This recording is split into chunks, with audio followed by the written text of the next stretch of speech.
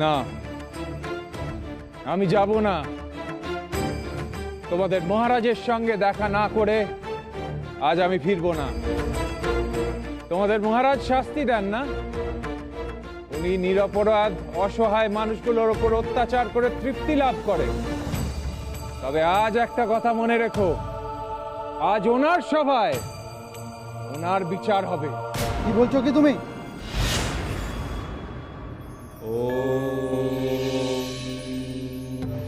নমঃ শিবায়। ওম নমঃ শিবায়। ওম নমঃ শিবায়। নাও নাও, অনেক হয়েছে। চুরি করে আবার ভগবানকে ডাকছে।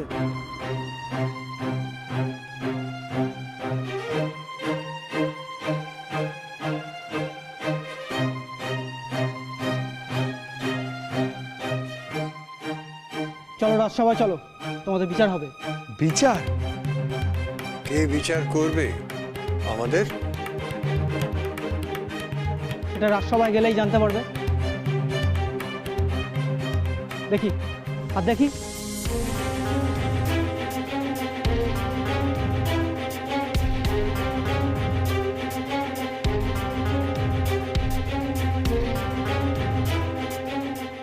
চলো চলো,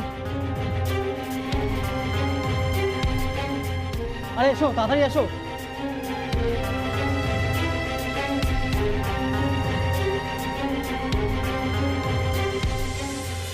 আমি ঠিক বলছি, আজ ঈশ্বর ওনার বিচার করবেন, তাই আমি ভেতরে যাবই। দাঁড়াও, এক পা এগোবে না। তুমি এসেছো রাজার বিচার করতে, না? দেখবে।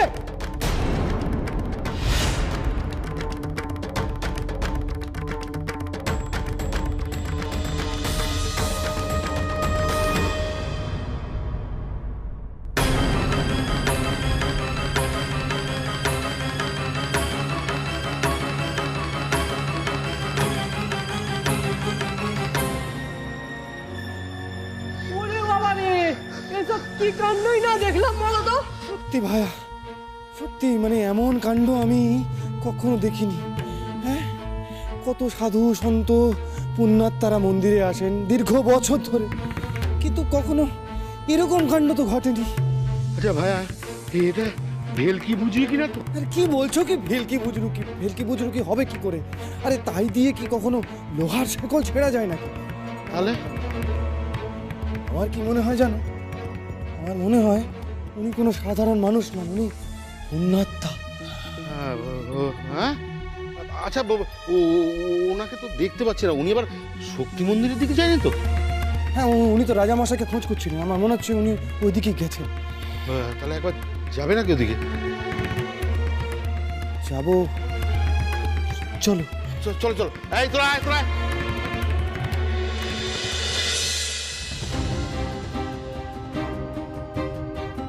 তোমরা দাঁড়াও এখানে, এক্ষুনি মহারাজ এসে পড়বেন, তারপর তোমাদের বিচার আরম্ভ হবে।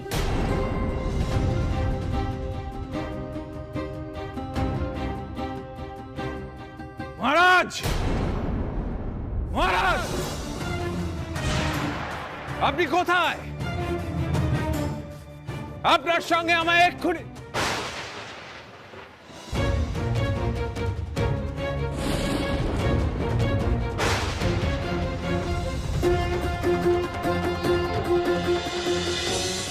গুরুদেব,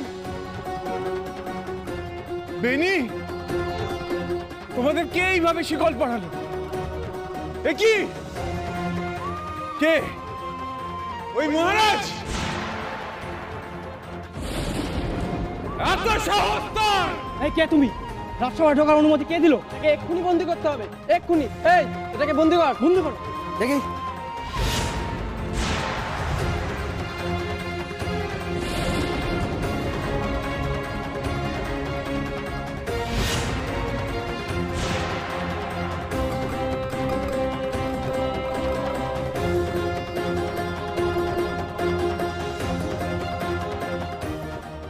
আমি তোমায় আঘাত করতে চাইনি, কিন্তু বিনা অপরাধে তুমি আমায় বন্দি করতে এলে আমি তো প্রতিরোধ করবই।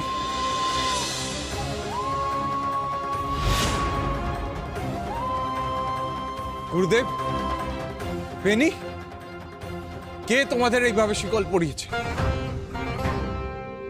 কে, কেন পরিয়েছে বলো?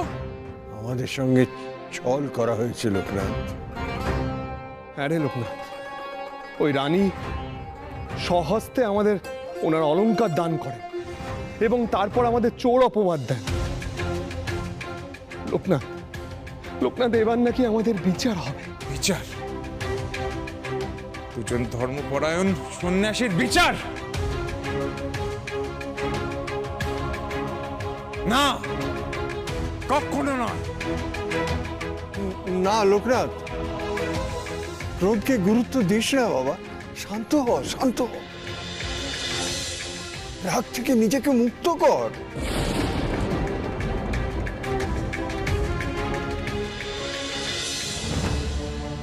ও ভাইয়া, এখানে তো কাউকে দেখছি না।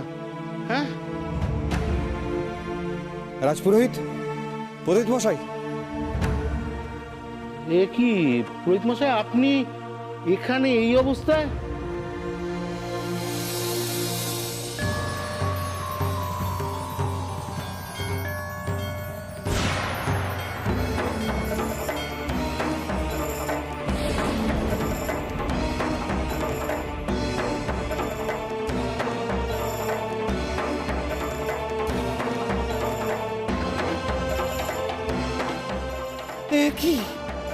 এ কি কাণ্ড ঘটছে? এই প্রশ্ন তো আমারও। এখনো তার কোনো পদুত্তর আমি পাইনি। তবে তবে এক সন্ন্যাসী এসেছিল দীর্ঘকায়, ওই ত্রিশূলের সঙ্গে একা একা কথা কইছিল। আমি তাকে তুচ্ছ জ্ঞান করেছিলাম, বলেছিলাম সে বাকসিদ্ধ নয়। তারপরে রাজার বিষয়ে দুটি কথা বলে সেখান থেকে চলেও গেল। তারপর থেকে ওই ত্রিশূল কারোর কোনো স্পর্শ ছাড়াই নাগারে কেঁপে চলেছে। এই ত্রিশূলের ইতিহাসে কোনোদিন এমন ঘটনা ঘটেনি। ও ভাইয়া, উনি যে সন্ন্যাসী কথা বলছে আর আমরা যে সন্ন্যাসীকে দেখেছি, আমার মনে হয় দুজনেই এক। এ কার আবির্ভাব হলো উত্তর কাশীতে? কে এই সন্ন্যাসী? তোমরা চেনো তাকে? জানো তাকে? না, সেসব জানি না, তবে তার ক্ষমতা আমরা নিজের চোখে দেখেছি। তিনি তার ক্ষমতার কথা নিজের মুখে বলেন না, অথচ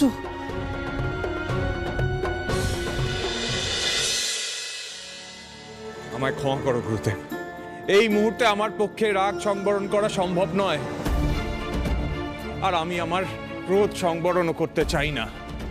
এই পাপের রাজ্যে এসে কিছুতেই না। কোথায় কোথায় তোমাদের ওই পাষণ্ড রাজা? ডেকে আনো তাকে এক্ষুনি।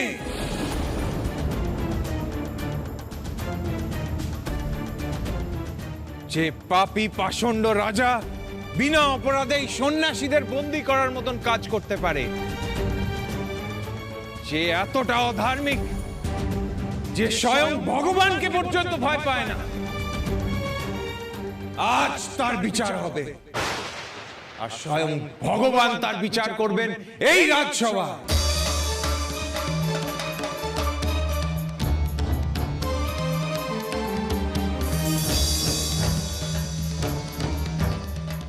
সবাই শুনুন,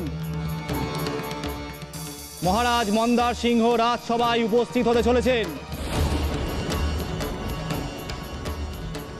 জয় মহারাজ মন্দার সিংহের জয়।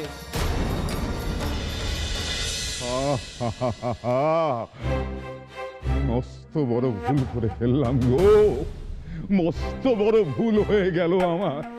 ওই সন্ন্যাসীকে হাতের এত কাছে পেয়েও আমি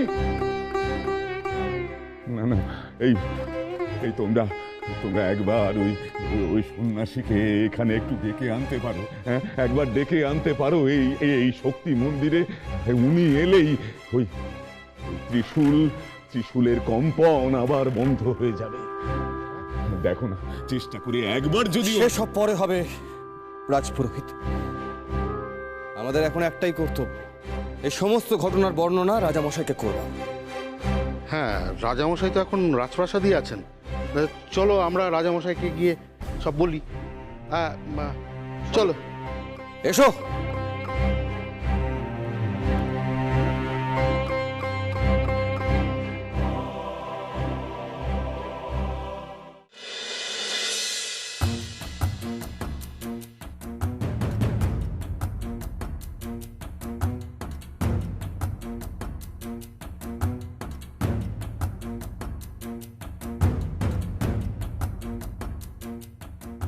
একই রানী, তুমি যে বলেছিলে দুজন তোমার অলংকার চুরি করে পালাচ্ছিল, এ তো দেখছি তিনজন।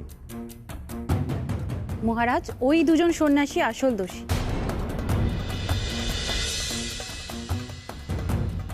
আপনি জানেন, ওরা আপনার শাসন ব্যবস্থা নিয়ে অপবাদ দিয়েছে, অপমান করেছে, এমনকি অপশাসনও বলেছিল। তারপর এই চোর দুটো আমার হার চুরি করে নিয়ে পালানোর চেষ্টা করছিল। কি এত বড় দুঃসাহস! আমার শাসন সম্পর্কে অপবাদ, আর উপর রাজ্যের রানীর গয়না লুট করার চেষ্টা। মহারাজ, এদের কঠিনতম শাস্তি দিন, যাতে কেউ আর কখনো কোনো দিন। শাস্তি দেবেন আপনারা? লজ্জাবোধ নেই আপনাদের? যারা নিজেরাই শাস্তির যোগ্য, তারা নাকি এই ধার্মিক সন্ন্যাসীদের বিচার করবে?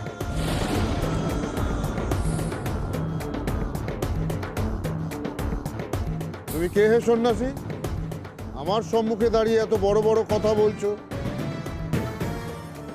এই অপরাধের জন্য তোমার প্রাণদণ্ড হতে পারে, তা তুমি জানো? প্রাণভয়ে আমি ভীত নই মহারাজ, তবে যে অধর্ম, যে পাপের খেলায় আপনারা মেতে উঠেছেন, তার থেকে এই রাজ্যের প্রজাদের নিস্তার চাই। একটা কথা মনে রাখবেন মহারাজ, ধর্মের কল বাতাসে নড়ে।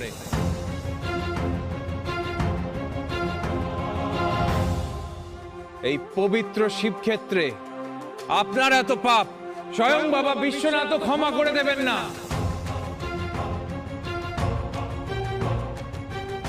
সন্ন্যাসী, স্তব্ধ হও, স্তব্ধ হও তুমি। আজ আপনারা কেউ আমায় স্তব্ধ করতে পারবেন না, কেউ পারবেন না, কারণ আপনারা যে পাপ করে চলেছেন তার জন্য ঈশ্বরের প্রকোপ থেকে আপনাদের কেউ বাঁচাতে পারবে না। ধন সম্পত্তি প্রাসাদ সব শেষ হয়ে মাটিতে মিশে যাবে।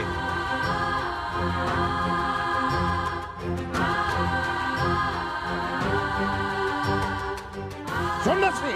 মহারাজ, দেবরোষ থেকে যদি মুক্তি পেতে চান, তাহলে এই মুহূর্তে আমার গুরুদেব আর আমার ভ্রাতা সময় সন্ন্যাসীকে মুক্ত করুন।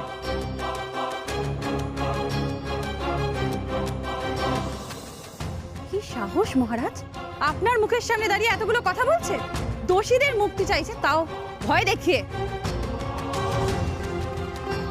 না, আমি ভয় দেখাচ্ছি না, শুধু সহজ সত্যি কথাটা বলছি।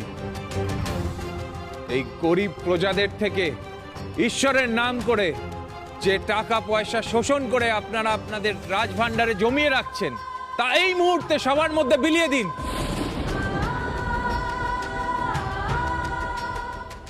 তাহলে একমাত্র ঈশ্বর আপনাদের ক্ষমা করবে, আর তার রোষ থেকে আপনারা বাঁচবেন। সন্ন্যাসী, তুমি অনেক কথা বলে ফেলেছো। আমার রাজ্যে, আমার প্রাসাদে দাঁড়িয়ে তুমি আমার সমালোচনা স্পর্ধা দেখিয়েছো। এর জন্য তোমার জিহ্বা আমি টেনে ছিঁড়ে দিতে পারি, তুমি জানো?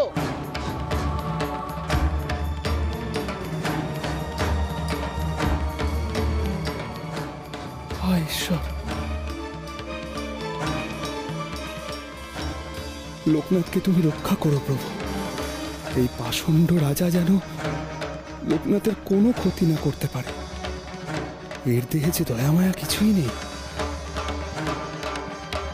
জানি জানি মহারাজ, তা আপনার রাজ্যে পা রাখা মাত্রই আমি অনুভব করেছি কতটা নির্দয় আপনি হতে পারেন, তা আমি নিজের চোখে প্রত্যক্ষ করেছি। স্তব্ধ হও সন্ন্যাসী। মহারাজ, আমি বলি কি ওকে আরো বলতে দিন। কি বলছো কি তুমি? আসলে মহারাজ, ও যত বেশি বলবে তত বেশি ওকে আঘাত সহ্য করতে হবে। অনেকদিন তো কারো চাবুক খাওয়া দেখিনি না, তাই আজকে অনেকদিন পর সেটা দেখতে পারবো। আর আমি যতক্ষণ না বলবো ততক্ষণ চাবুক চলবে। প্রহরী, দাঁড়িয়ে আছো কেন? ওকে এতক্ষণ শেকল দিয়ে বন্দি করনি কেন? বন্দি করো ওকে, তারপর আঘাত করা শুরু করো। যতক্ষণ না বারণ করা হবে ততক্ষণ আঘাত করবে এই নরকের কীটকে। প্রহরী, আমার আদেশ উপেক্ষা করছো তোমরা? আমার আদেশ?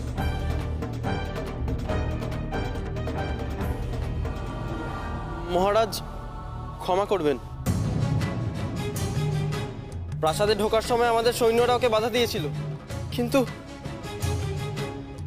কিন্তু কিন্তু কি? একবার ছুতেই সবাই ছিটকে পড়ে যায়। ওকে কেউ বাধা দিতে পারেনি মহারাজ।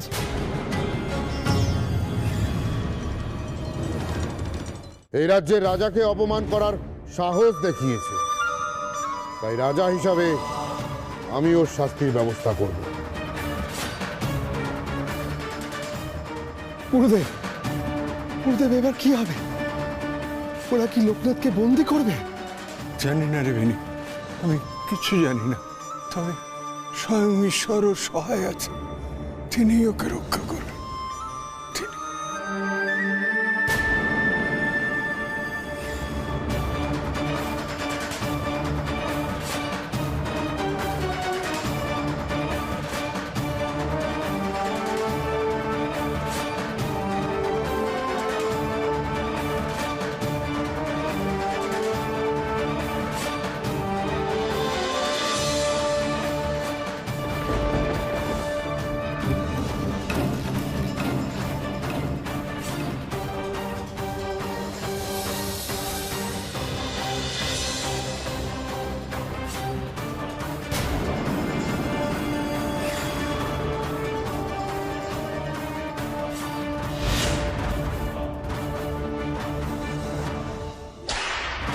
মহারাজের হাতে ওই চাবুক খেলে আর দেখতে হবে না হে সন্ন্যাসী।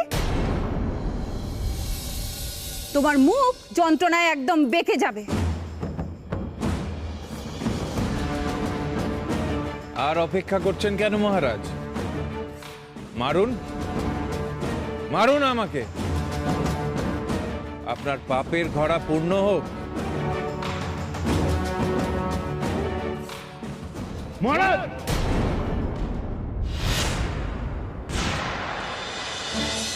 মহারাজ, এই সন্ন্যাসীকে মারবেন না। কি কি বলছো কি তোমরা? হ্যাঁ মহারাজ, এই সন্ন্যাসী লোহার শিকল পর্যন্ত ছিঁড়ে ফেলতে পারে। হ্যাঁ, আর ওনার কথার জোরে শক্তি মন্দিরের ত্রিশূল ক্রমাগত কাঁপছে, এখনো থামেনি মহারাজ। ওদের কথায় আপনি থেমে যাবেন না মহারাজ। ওরা সেপাই পেয়াদা হলে কি হবে? যথেষ্ট দুর্বল। ওই ত্রিশূলে এই সন্ন্যাসীর জন্য কম্পন হচ্ছে, সেটা হতেই পারে না। ঠিক বলেছো তুমি রানী, কারোর জন্য ত্রিশূল কাঁপতে পারে না। এইসব ভোজবাজ গল্প কথা মাত্র। এ শুধু গল্প কথা নয়, শুধু আমরাই নয়, রাজপুরোহিত একই কথা বলেছেন। উনি এই সন্ন্যাসীকে আবার চণ্ডী মন্দিরে নিয়ে যেতে অনুরোধ করেছেন।